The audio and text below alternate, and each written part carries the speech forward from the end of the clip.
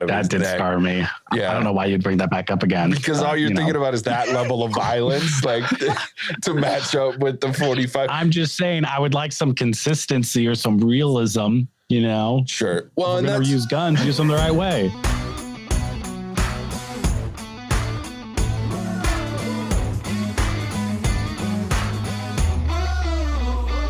Welcome to the What's Our Verdict podcast. We fashion ourselves cinematic judge and jury.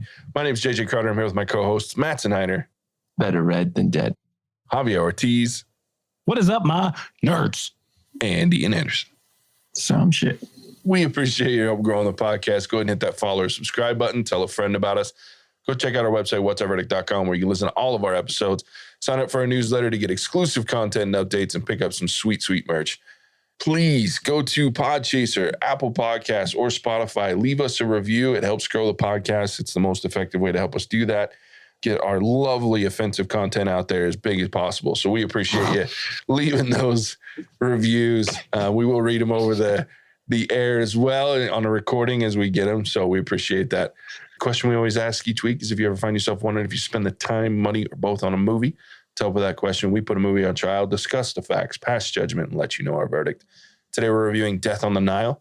It was released February 11th, 2022. It was written by Michael Green, based on the novel by Agatha Christie. It was directed by Kenneth Branagh. Stars Kenneth Branagh, Gal Gadot, Tom Bateman, Annette Bening, Rose Leslie, Ali Feisal, Dawn French, Russell Brand, Letitia Wright, Sophie Okonedo, Jennifer Saunders, and Emma McKay. While on vacation on the Nile, Hercule Poirot must investigate the murder of a young heiress. If you haven't seen this movie and you want to avoid spoilers, go check out our spoiler-free review on YouTube. There's a link in our show notes for that. Go watch the movie, come back, pick up where you left off, because we're about to spoil the shit out of this thing. So let's talk about Death on the Nile. Javier, you made an interesting point in the spoiler-free that I want to talk about and get it right out of the gate. This was, and I agreed with you completely, Gal Gadot is a distraction in this movie.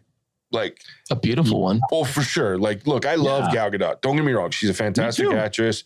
I love her. I think she's great in almost everything she does, with the exception of that weird Red Notice piece of shit movie we watched. But this one, and I don't know why, but to me, she pulled me out of the movie almost every time she was in a scene. So I thought that was interesting that you brought that up. Yeah, it just seemed like they wanted to put a big name in. And they needed like a pretty woman to do it. And they're like, oh, Gal Gadot, she's a good option. Where I would have liked it better if it was kind of more of a no-name actress. Yeah, I don't know. I just didn't, like, it totally pulled me out. It just seemed like they were trying to check a box there. In fact, when she finally got like killed, I was like, oh, good. Because I wanted Poirot to like be center stage. And it just seemed like he wasn't enough center stage when Gal Gadot was on screen. You know what I mean? Mm-hmm. I know exactly what you mean. Well, and I think she was almost too much for most of the cast. Like, anytime she was on a scene with them, and I get that that's part of the, like, her character is that she's, she's super, super, super wealthy in the middle of the Depression. And you're supposed to not like her to a certain degree at least understand why the other people don't like her. But I don't know. It was too much for me. And I just felt like, the only other thing I thought was, so when I first saw the preview for this, the actress Emma McKay that plays Jacqueline de Belfort, her like nemesis or whatever, the one she ends up stealing her fiance. That actress looks just like Margot Robbie.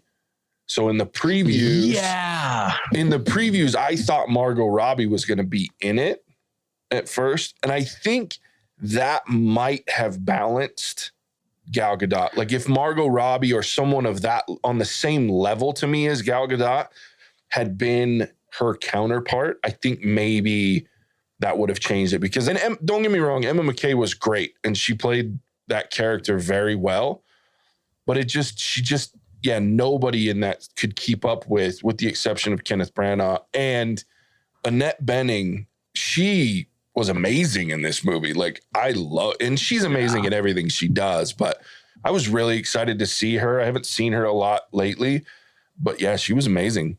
And so she stood up well, but yeah. I didn't think Gal Gadot did a very good job at that character because I don't think that character was unlikable enough. True. Right? Like considering that as a child, she was straight up racist, which, you know, was in the 20s.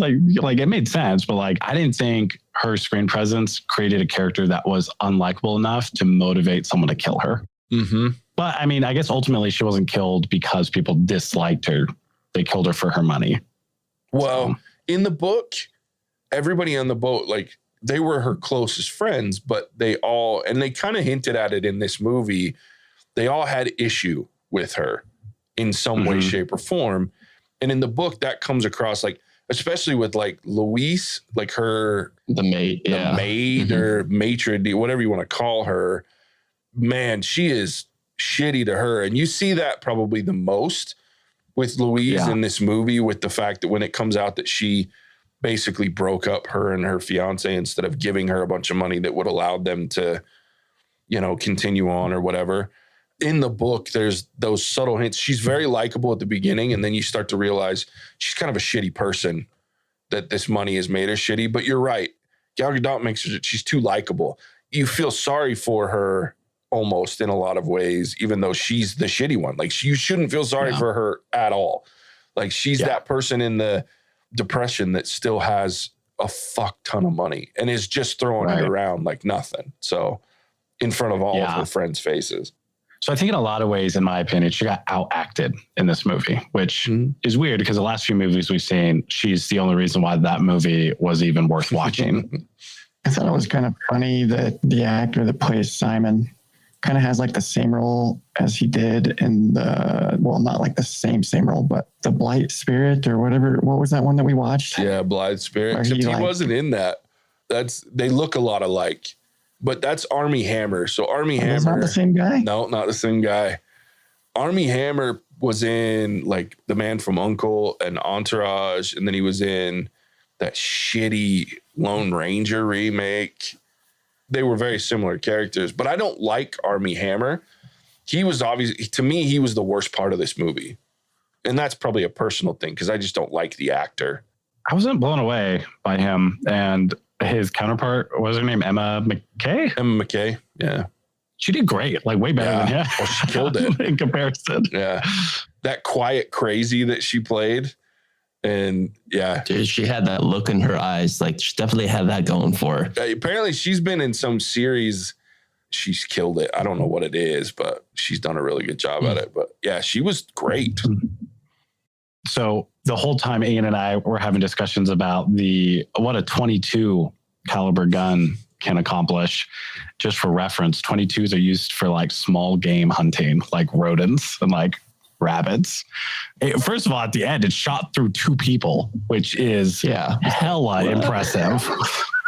Like from a toy gun. Armor piercing 22. Yeah. Dude, if I knew that a 22 had that type of stopping and piercing power, what am I doing carrying a 9mm around all the time? Yeah. Well, that 45 didn't look very damaging either, though. So there's that. Because he just puts a little hole in his neck. Yeah. Well, no, that was the 22 that did that. No, that was the 45. Yeah. In Book's neck? Yeah. How did she get the 45? Because I don't know how she got it, but that's the. No, they show it was the. Yeah, because the guy dropped it. Yeah, he picks it up. She dropped it when he picks it up. Yeah, he chases her out the door. I didn't get the actor right, but I know I got this one right. Yeah, no, that is true. You can get away with a small entry point, which that was a little too small for a 45, I think, but there should be a massive exit wound. Like this dude's like entire like neck or shoulder there should be a hole, you know? Javier's scarred because he watched Scream. This is a PG-13 movie, so they can't have the exit wound be the size of his head coming out of his neck. That did scar me. Yeah. I don't know why you'd bring that back up again. Because all you're thinking about is that level of violence, like to match up with the 45. I'm just saying I would like some consistency or some realism, you know? Sure. Well, and that's, use guns, use them the right way. Of all the things in this movie, like I really loved this movie, but the 22 thing, I just thought it was stupid that they made it a 22. Because in the book, they just call it a pistol, and there's multiple pistols. I'm pretty sure, if I remember right, they don't delineate specify the caliber of the weapon. And at the end of the book, this whole one shot kill 2 people thing was very dramatic. and I realize why they did it, but that's not how the book ends. And that was the other thing that is when it ended, when that happened, I was like, now why would you do that? Because it takes away an actual key point for Poirot in this book. And that is just like in the first one on the Orient Express, where he doesn't turn any of these people in and make them go to jail. In this one, he's ready to turn them in, and he's going to do that because he's caught them and everybody knows about it. But there's a second pistol, just like in this one, but nobody knows about it until the end. And he lets Jacqueline keep the extra pistol and then walks away. And then she kills Simon and then kills herself at the end of the book. And he allows it to happen, knowing what she's going to do, because the whole love thing, like he's like, I'm going to let them die in their own way, as opposed to going to jail and being separated. So I really thought they missed by not playing that out, because it fit with the theme they were going through very well with this whole, love is an addictive thing and makes you do crazy shit. So I didn't understand other than for dramatic effect, but I was like, if you're going to do that, let her have the 45, not 22, because at least the 45 would have killed them both. And believably, the 22 is not going to go through two bodies, especially when you shoot them in the sternum. You got to get through both chest plates at that point to kill. And I was like, no, that doesn't work. So was Simon in on the murder-suicide thing, or? In the book, yes. They both knew they were going to jail in the book. There was none of this. Like, he just sits them down and says, I figured it out. Here's where it is. Because they're going to get hung. Because back then they hung murderers. Oh, that's good to know. Okay, so I guess I'm jumping right to the reveal, right? Sure. Which is that Simon killed Lynette. Okay, so Jacqueline supposedly shoots Simon, or I guess she shoots a blank at him, and he pretends that he got shot in the shin.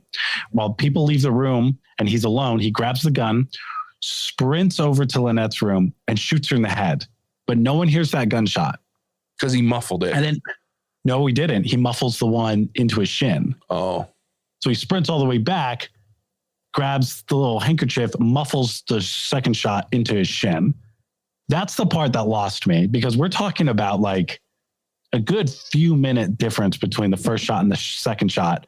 And no one's considering those two separate shots, Mm-hmm. Yeah. That part, I guess, didn't bother me as much because of where her cabin was. And they didn't do a great job showing the fact that her cabin was at the top of the boat.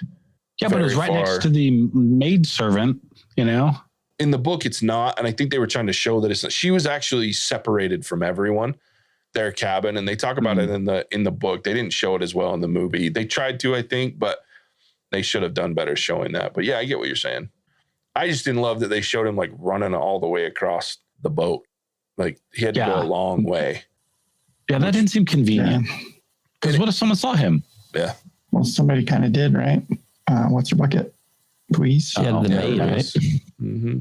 Well, and just so you guys are aware, like one of the things that they did. So look, Book is a great character, and the guy that plays Book is amazing. Like I'm so glad that they added him into this movie because he's not in the book. Oh, yeah, he is not in the book because they added some side stories. So like Book being there, Poirot is not hired to investigate the love interest. Like he's literally there on vacation. He's just trying to have a fucking vacation and he gets drug into this thing. But like the whole Poirot investigating Book's love interest for his mom, that's not part of the book, which I was okay with them adding to a certain degree. Because like I said, Book to me is one of the best characters in this movie or in both movies. He's so funny. Both movies. And I was really sad that they killed him. Yeah, I was like, I thought he was off limits, Yeah. Well, there's no way Poirot would have let him go to prison, right? Yeah. Because he didn't end up actually stealing the necklace. He returned it. And he in the last movie, he let 7 murderers go. So clearly he wasn't going to send Book to jail. So I'm like, let's drop the charade here. Okay. Yeah. Well, and that's, I think the craziest part is that one of the things that I loved about the fact that they added Book. And so he's having this interrogation with Book to figure out that he's stolen this necklace. And then he's using it as a way to get more information from Simon, and then it just goes south. And so, yeah, it was an interesting take on an addition to that. Now, there is like you said, there's a lot of people that die in this book, but yeah, it's definitely interesting. Dude, when you said that, like, this is a great character for the guy who plays Poirot, I felt that when he was talking about his wife, his like dead wife, when he was telling Jackie, and he like, his voice cracked and he like teared up and had to stop. I was like, oh my gosh, I need to call my wife. He's such a good actor. I like in this one that they took some professional liberties and allowed his character. They lean into his kind of egotistical side, and the part where he accuses that lady and her lover about accusing them of murder, and she's like, "Are you accusing me of murder?" And well, actually, I accuse everyone of murder. He's like, "Yeah, that's totally correct." Like that, I'm not delivering it well at all. But he accuses everyone of murder. It's a problem, I admit. Yeah, yeah. That part was just so. I like that they brought a little bit more of that into him and humanized him a little bit, because in the first one, Murder on the Orient Express, he came across more robotic and just, I'm smarter than everyone, I don't care. But then he had some heartstrings that got plucked at the end. But this one, I felt like we got more of his full-fledged personality, from the desserts to interactions with a lot of the couples and things. And I really like that. I just really enjoy the character. Like, if they were to come out with the third one, I'm sure I'd go see it, just because Kenneth Branagh just kills it. Like, it feels like the character is an extension of himself. And them even like teasing us with the little mustache thing he sleeps with that like slid up halfway on his face. Like, yeah. that can't be a real thing that people did. Is that a real thing that they did back in the day? That I don't know, but that was a great observation. But he actually, what that was an eye cover shaped like a mustache. It wasn't actually his mustache thing. Oh, I thought it's for his mustache. No, so in the first one, he has a mustache, but it's a hard plastic cover that goes over it, and then he sleeps with the regular eye cover. This one was an eye cover that was designed to look like a mustache. It's fucking great. Dude, he looks like he has two mustaches. Yeah. You know? It is dope. Is that real? Yeah. Like, can he grow that out for real? He grows that. Dude, I want to try. I'm going to look into how that was his real beard. Yeah, that's his real mustache. He grows that for the character. Yeah, Kenneth Branagh's dope, dude. That guy's crazy. He's so underappreciated because what he does mostly is he's a trained Shakespearean actor. Mm-hmm. So like a lot of what stage actor? Yeah. So he started his career in Shakespeare, and then a lot of the Shakespearean adaptations into movies, he's responsible for those. So like, oh yeah, because he's in King Henry. Yeah, he's Henry V. Oh shit! He was Macbeth. Yep, Macbeth, Othello. He was Othello, or Iago and Othello. He did Hamlet. And I don't like that stuff, but man, he was good. Dude, he delivers the Band of Brothers speech in King Henry, and oof, I don't care how you feel about Shakespeare, that is a great speech. Yeah, but I love Shakespeare. I don't usually love like adaptations of Shakespeare because it just doesn't translate for most people. But goddamn, yeah, he kills it in Henry, and it just, yeah, he does a lot of stuff with that. But that's where he comes from, and then he started directing, and he just decided he was going to direct because he wanted to do more Shakespeare films, and so he started directing, and he kills it. Like, I love the way he plays this character. Did you know he was in Tenet? Yeah, he was the bad guy, dude. Yeah. I didn't know that. Yeah. Just chalk that up to another thing that just went right over my head in Tenet. You know? Yeah, he was the bad guy. He's also Dunkirk. Yep. I like Kenneth Branagh a lot. So, I mean, he directed this movie, and he directed Murder on the Orient Express. Killed it. Yep.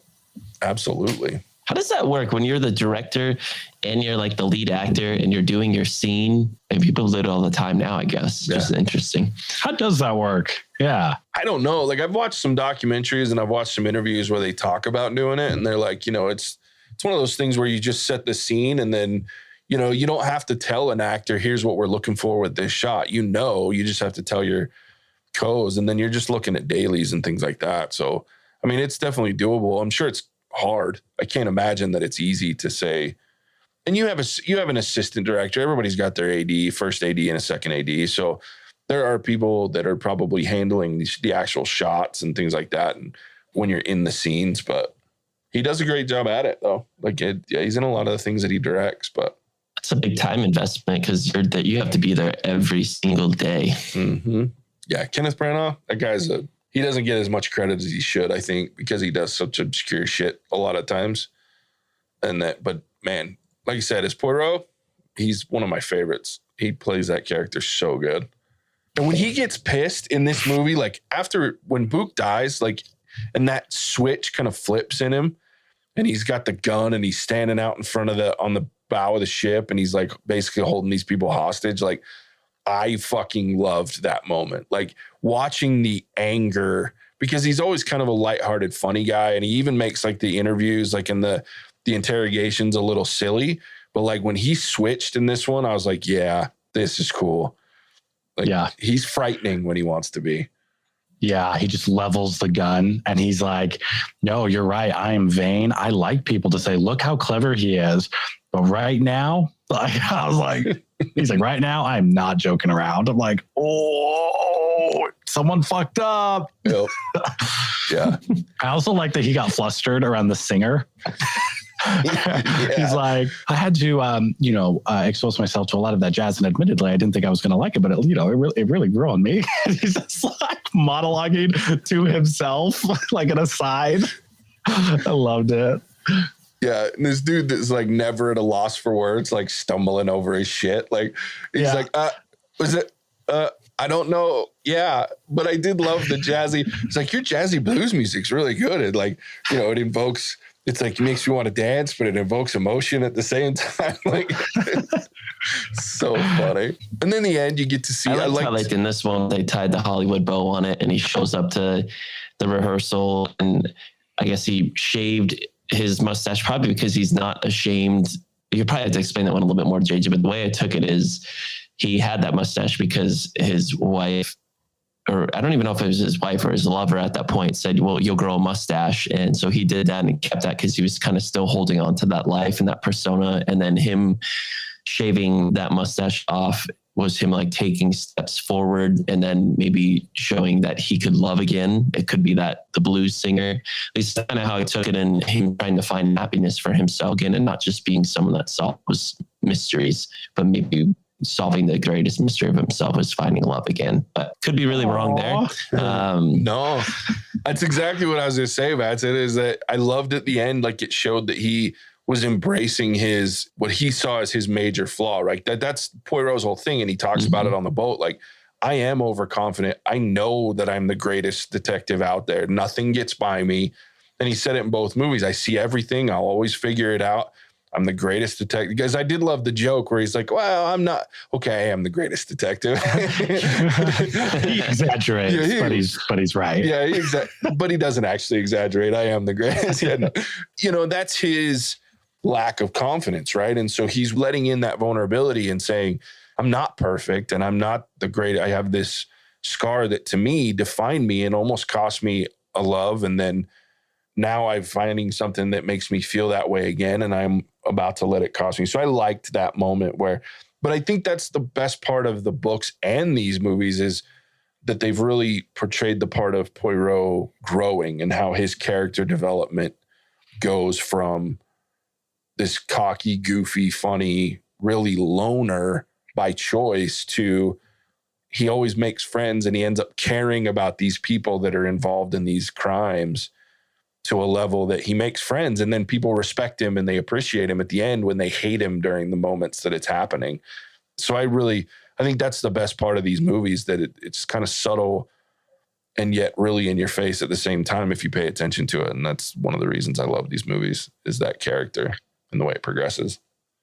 I wonder if they're going to play on the comment that he made where he's like, to be as good as he is, it requires a certain amount of focus, and he has no time or like space for like love and women. So I wonder now that he's making that space, if they're going to have him like miss something in the next movie, and that's going to be like a huge problem for him, because he doesn't miss anything. Yeah. I mean, that's an interesting concept.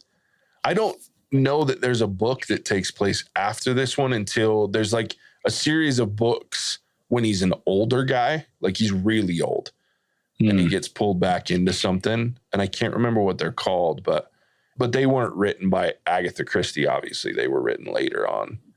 but they made a TV show out of it. I think Stars or the BBC, and it starred, I'm going to lose his name too, John Malkovich played Poirot. And it was an interesting TV show based on those, but he played the character more like complete dick. But like I would be Sherlock Holmes approach. Yeah. So I would be very interested to see if they do make another movie that allows for what you're talking about, where, you know, there's a level of distraction that comes in simply because he's chosen to not focus completely on his stuff like that. I mean, there's another book, another story called Murder in Mesopotamia, but I'm pretty sure that's the first of his stories, if I remember. I'd have to look it up. But yeah, but they could get away with it because nobody knows that. Oh, for sure. I feel like, or maybe they just start working backwards. Like that's his happily ever after, kind of like, did the top stop spinning? You know, you get to just figure out what happened to Poirot, and then we'll just keep going backwards. You know? Yeah. I mean, if we're talking like they can make another one, I mean, I think that's indicative of a good movie because we're entertaining it. I'd go see another one. I hope they make another one. I do too. Yeah. I really want. I was so excited when I found out they were going to actually make this one. I was like, sweet, they're actually going to make another one. Because Matson, you and I reviewed this ages ago. The first one ages ago. Yeah, I remember doing this. Yeah, it was like our third episode or something. And it was our first comparative episode. We did this one in Knives Out, and we gave it really high scores. It's just fun movie. He's such a fun character, and they pull in. That's one thing. So we talked about it, but the cast is huge in this movie. I mean, if you even take Gal Gadot out, like Russell Brand comes back, and he's an underrated actor to me too. And as the Doctor, I really liked him in this movie. He did great, and I was not expecting that. Yeah. There's a movie he's in when he had the longer hair and he was some like rock star, and there's a scene where he's petting a carpet on the wall though. I don't know what's that, whatever. And I could not, I thought he was someone. Yes. And I thought his character was not Russell Brand. And you said his name today, Jay. Like, oh my God, like what? He was good in this movie. Yeah. Like, totally different than what I remember him being in before. I was very impressed with him. Yeah. Yeah, me too. It was really weird seeing him with the short hair. Because he was serious. Yeah, but he's so And serious. he looked good. Like I was like, okay, this is what he looks like with that hair. I was like, all right, like, yeah, good job. Yeah. I really liked him in this. But that's I mean, this cast is crazy. And Annette Bening, like we talked about her already too. She stole this movie almost from Poirot. Like every time she lost it, and like when he reveals to Book that he's there to investigate based on his mother hiring him, like investigate his relationship, and like she loses her shit on him and on the girlfriend or whatever, like that moment at the top of those stairs was so good. I was like, man, Annette Bening's still killing it. And she looked great. I'm pretty sure she's my parents' age. 1958. She's 63. Dude, I'd rock her hips. Dude. And she looked great in this movie. Like I was waiting for that. Nicole, if you're listening to this, just know that Javier will find you more than attractive when you're that old. So you can rest assured. Yeah, I find her attractive now. I'll find her attractive when she's old. Yeah. You know? Yeah. All I think about whenever I see Annette Bening is The American President. Like that movie. Casey watches it on the regular. So she's really good. I liked her. But yeah, the cast is crazy good. Can we talk about the CGI? Since we talked about the spoiler free, the like green screen. Well, how did when people review, like when you're the producer and everyone you're watching that, is that just the necessary evil you have to swallow? Like we didn't have the budget for that. It is what it is, because they gotta know. They see, they're like, yeah, it doesn't look great because it did. And I think that's one of those things, especially now, like movies that were produced and filmed during the pandemic, the funding kind of dried up a little bit. So I know there was a lot of suffering from that with these movies. And again, this movie I think it was halted in the middle of production and filming because of the pandemic. And then when they came back, I'm sure that the budget just took a big hit. And I think that's one of those things where from a budgetary perspective, like people just look at it and go, you know, it's something we have to live with.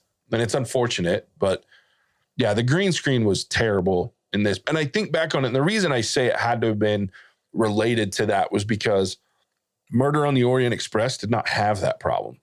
And it had more green screen than this one naturally probably would because of the amount of motion that was on the train. There was constantly scenery blowing by, which is all going to be green screen. They're not going to film that on an actual train. they're going to film it in a set and then put in the motion. So, and it never looked bad in that movie. Like even when they go into that cave and all this stuff, it looked. Yeah, even when they left the train, like that's still, and it has like a unique cinematography. I think they were trying to do with like under the river and then making it go up. That just wasn't really, it wasn't the same. The worst it looked for me is when Look was flying his kite and around the pyramids, and then the scene with his mom painting everything, all that just, they looked off. Like they were, I couldn't shake that from my head. I was like, man, it's cringeworthy. Granted, I was not watching on an IMAX, and I'm sure it looked even worse because I can't imagine. I don't even know if they shot it truly for IMAX. So may have made the problem even bigger. The scene that made me was like when Jackie crashes the wedding celebrations for the first time. They zoom into Simon's head, and he's clearly just standing in front of a green screen like a weatherman. And I'm like, why wouldn't you just shoot this in the room that you guys were in?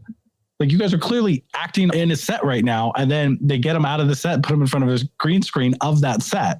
That just made no sense to me. To be honest with you, I think the whole thing was green screen because that's during the pandemic, a lot of movies went full green screen. And what they would do is I don't know if you guys have watched. I know we've talked about The Mandalorian, and I know, Javier, you haven't, but they created a new filming apparatus for that TV show. And so a lot of movies they were able to continue filming during the pandemic because they could monitor the amount of people that were going in and out of this room. That's basically a giant domed green screen that has like a video screen behind it. And it's like VR. It's really interesting. You should watch the documentary on it if for nothing else to see because it's bitchin' looking.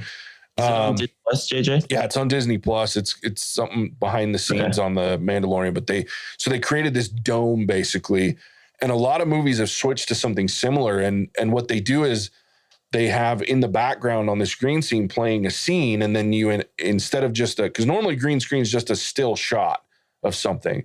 But they figured out now with like the virtual reality technology that games use and things like that, like where you have to have the motion and everything built in. So they've started being able to do motion on these green screens as well. That's not actual CGI.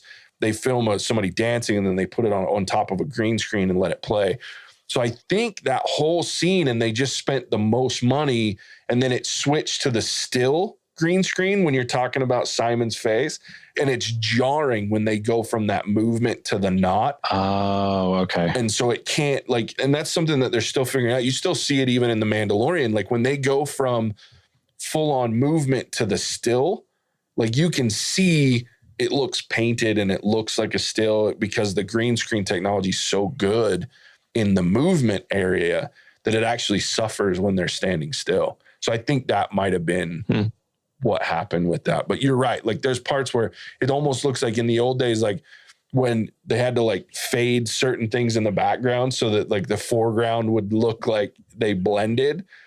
And it looked rough. And there were a couple of moments like that. There was one on the boat where you could see the tomb with the 4 Egyptian things in the background as well. And there was a couple people standing on the bow of the ship while it was holding. And I was like, oh my God, that looks horrid. Just a couple of really bad green screen moments, which was really odd. Yeah. So it's funny how technology can progress things. And back in the day, they would have just had to go on site, or they would have built the set and it would have been what it is. So it's interesting because going back to, let's bring Jurassic Park into this. Even JP1 still with the animatronics and the way they built things still holds up, where a lot of the CGI technology that we use today, in some senses, I think is a detractor, where building the physical set or machine is the better way to go, but it could be more expensive or time consuming. And so you have to weigh the pros and cons. And you see that in like other Jurassic Park movies where they lean more on the CGI than like the actual like animatronic side of it. And it gets rough. It gets ugly a little bit. I've said it 100 times on this podcast. I love practical effects. I think it's worth the money for a lot of practical effects because there's nothing distracting about practical effects most of the time. Yeah. Back in the day, they were pretty bad, but they didn't have the technology. Now they can make shit that's so dope. Like you just never would know that it's built, right? Like, so I don't know. Yeah. You blend it with a little bit of CGI just to complement it, just to really hit it home. And it can look so cool. Absolutely. All right. Should we rate Death on the Nile? Yeah, let's do it. All right. I'll go first. I really enjoyed this movie. I've been looking forward to this one for a while. I was kind of sad when it got delayed a couple of times, and as I have been with a few movies, but it was worth the wait. I sat in the theater last night just thoroughly enjoying myself, had a great time. I giggled, I laughed, got emotional because they really did a good job. I'm not usually a fan of like bringing in characters for the sake of having character service, but they really did a good job bringing in Book. Bringing him into this, even though he's not part of the book, really added to the film because that pairing of Poirot, played by Branagh, and Book really is good. They got something. They found some magic in the first one, so to bring it back into this one, that was a really good idea. Kenneth Branagh's the man. It was such a good performance, and I just love the emotional. And to Javier, I thought of you as we were watching this movie, and all these people are dying. I'm like, there's real stakes in this too. Like, this shit's no joke. Like, it's not like happy-go-lucky. There's some hard moments in this movie, which I really appreciated, and they leaned into them and really played into that character development across the board. So thoroughly enjoyed this movie. There were some issues with, again, the visuals. There were some weird acting choices and the fact that Gal Gadot just kind of outshone everyone, and I had a hard time not liking her, which you should have some level of duality with her, of not liking her character and yet feeling sorry for her at the same time. But I mean, at the end of the day, she stole her best friend's fiance. So how do you like her? So Gal Gadot made her too likable, in my opinion, and she distracted me. Like, she just pulled me out of almost any scene she was in. So like Javier said, the movie got better when she died. So it was really interesting that way. But overall, I'm going to give it a 4. I really enjoyed this movie. I definitely will watch this movie again. I've watched the Murder on the Orient Express multiple times, and I'll watch this one too. So I liked it. Javier. Yeah, I think I'm the same way. Like, the acting was awesome. The story was just super fun. They brought back enough of the original, what I liked about the original movie, into this movie, and then added some new characters and some other stuff. So that was awesome. Some character development, which you don't often see with characters like Poirot, who you're just like, you like this character, we're just going to keep him this way. So it's cool to see some development there. I think they missed the mark with like Gal Gadot and some of the green screen and CGI, but hopefully that's something they can make up for in the next movie when they don't have the same restrictions that they do. So I'm going to give this a 4 as well. Like, I really like this movie. I would totally watch this again, and the first one, which is also unique to say, because usually I'm like one or the other. Usually I'm like, I'll watch the first one before I watch the second one type of thing, but I'll watch both of these again. Yeah, I would watch either. You could be like, let's watch one of these. I'm game. Ian. Yeah, me too. So I have a confession to make. I still haven't seen the first one, Murder on the Orient Express. Like I said, kind of in the spoiler free though, like, these aren't my kind of movies, but they're done super well. Like, by no means is this a knock on the movie, more just my personal opinion of like murder mysteries are not my thing, but it was really well done. One thing I liked that they did is I feel like they did a really good job of marking details to make them memorable enough, but not stand out so much that you figure everything out. Like, even just for instance, the painting the mom was doing when he was wearing a red jacket. Like, I saw that and I was like, oh, that's interesting that he has a green jacket. Does that mean something? And then for them to be able to pull all those little details back together, they did a really good job at it. I'm going to go with a 3.5. Like, it's still a really good movie. I've watched it over a lot of other things, but just kind of not my style. I may or may not try the first one, but I'll probably have to have somebody else say, oh, I want to watch this. And me go, oh, okay, yeah, let's put it on, than me seeking it out. But yeah, that's good stuff. Nice. All right, Mattson, bring us home. Let me caboose it here. You guys have all kind of taken most of the thunder that I was going to bring. But I also really like the music in this movie. I thought it was certain parts of the movie really made sense to kind of drive some of the emotion home. I thought it was trendy. I mean, just the blues music in general from that character, like, I liked it. I was like, man, I could dance that. Also, I will say the dancing that happened at the beginning of this movie, if that's the dance they're doing in the 1920s, man, like, whoa, like, I just wasn't expecting that. Like, we need to get back on that. That was some next level stuff right there. But again, acting was solid. Story progression was great. The visuals could have been better, but we've kind of explained why. It was interesting to hear JJ's points there. not a reason to not watch this movie. And this movie isn't about the visuals. It's about the emotional undertones of relationships being built, what love can drive someone to do. And I think because of that, it makes it interesting. To Ian's point, I think a lot of the clues they try to give you to show you like who was behind all this, it wasn't obvious enough that it detracted from you kind of solving it along the way. So for that solid movie for me, I'm going to give it a 4. Absolutely would watch this again. I think this movie's in rarefied air in the sense that the second movie is, if not as good as the first, just about there, which is really hard to do these days. And with the fact that we're basically saying, I mean, we are saying make another movie, that's indicative of a strong franchise and a strong movie. And again, it really just comes down to being carried by Kenneth Branagh. Without him, this franchise would be nothing. And I think he just did an absolute fabulous job. And he's the reason I would go see the next one, because he's the continuity of both of these films. And he just acts this character so well.